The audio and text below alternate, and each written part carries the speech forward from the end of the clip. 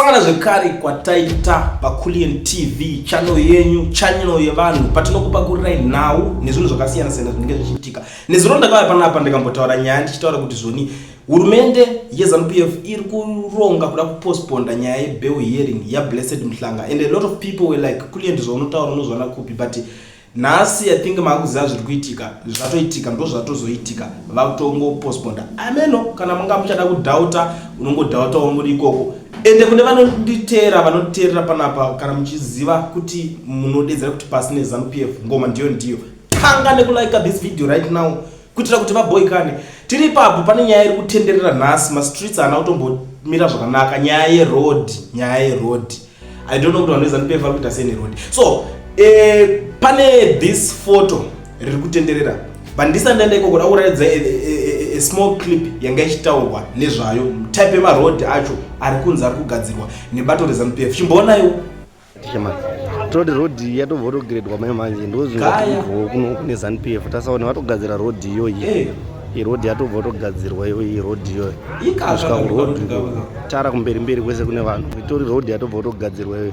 Asi uzoti wagadzira road kana ndofunda mapepa angari pasi wangomesa pamusoro wabva waita kunge wagadzira hamaino kusvika uwo mfungo uri ngonyatsoona. So kuVictoria Falls road inobva kuVictoria Falls yakananga kuBedbridge Road. Bedway manhikikini ma whites aya vachena vatosvika pakutorara muroad yato tourism attraction kuti vatomborara kuita makomba muroad. I don't know kuti kana uchidrive mota kuZimbabwe unongori uchifamba ukaita sei munotoneta nekunamisa mamegi. That's why I'm trying to even government officials anofamba nemazimota mazigomba mazi 4x4 zvichitoenda zvakadaro because they know kuti maroad havana kutombobvera vakagadzira ndo mota dzavakufarira kufamba nadzeto.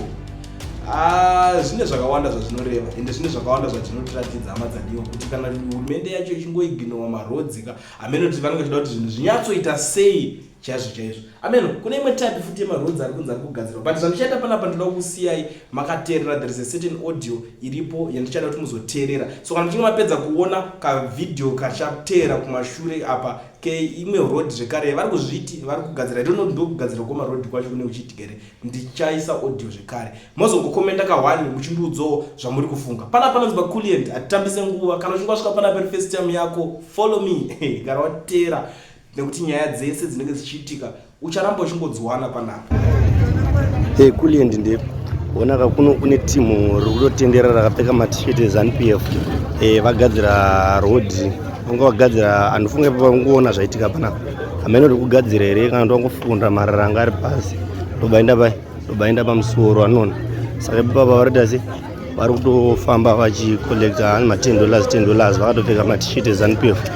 Pane mumwe wachona wayarapo marathon ndogona kuratidza kana ndakasvika padhuze nepaari vari kutofamba vachikolekta $10. I think kuti patone mashopu anosvika kana ma400 panapa, but vari kufamba vachiita se vachikolekta. Mira ndiineni padhuze pane mumwe wachona ndingomutora asingaoni akavarairwa.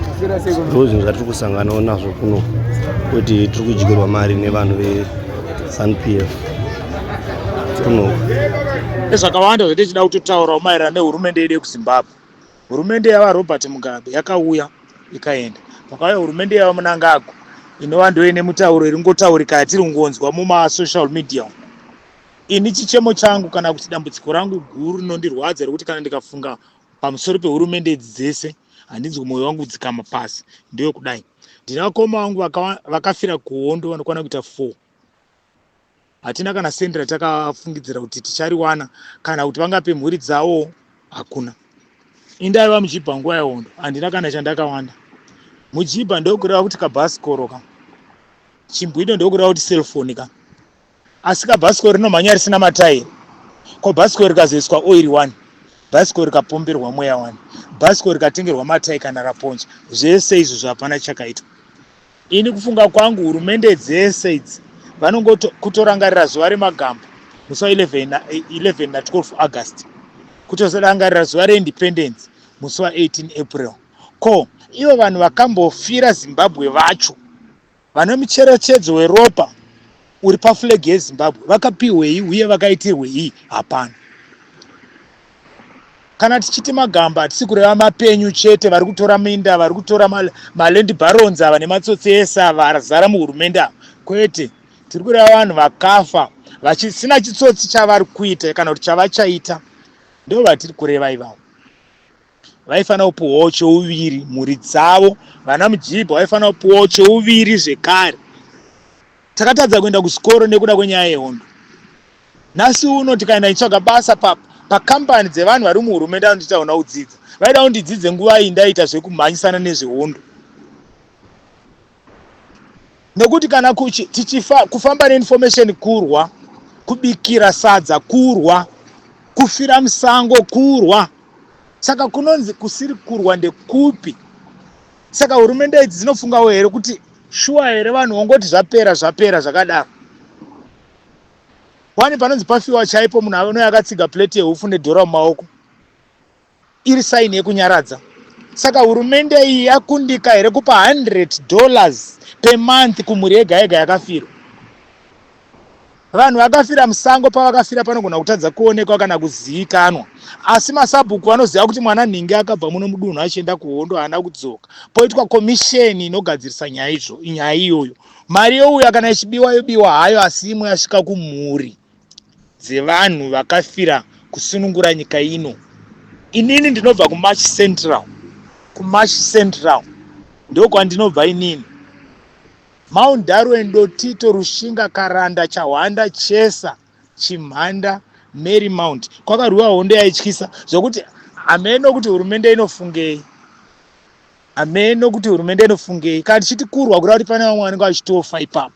Saka vakafa vakaitirwei? Mibvunzo iyo ndokumbirawo minduro. Nhasi ndoda kukuudza ichokwadi.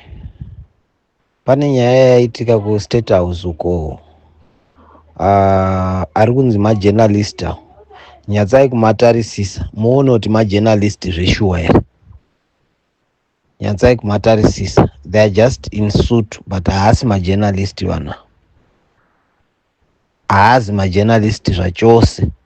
Mukatarisa maages avo nematumbu avainawo, pane pamakambovaona here vachitora nawo. Avo haasi majournalist, asi vanavo zvavari anenge maCIO nevamwe vakurukuru vemuchiuto vasingazikanwi vanoshanda maunderground, because matumbu ari apo haasi majournalist. Hakuna majournalist akadaro, ende vanhu ava vanhu vakura. Zvoratidza kuita zvipangamazano zvemunyika. Hapana kana journalist wani wanga aripa. Pane zviri kuitika. Apa pachaitika era. Vakomana vakaita soft ava kuna Mnangagwa kuti asvike 2018. Ndaona pafiwa padeuka ropa revanhu vakuru vari kuzvigaro zvekumusoro. Ndaona chiwenga chaichai atiza munyika.